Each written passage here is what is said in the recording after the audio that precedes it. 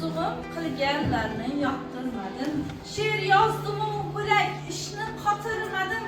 Tilim turib o'z tilimda gapirmadim. Bir eslasam eziladi bag'ri dilim.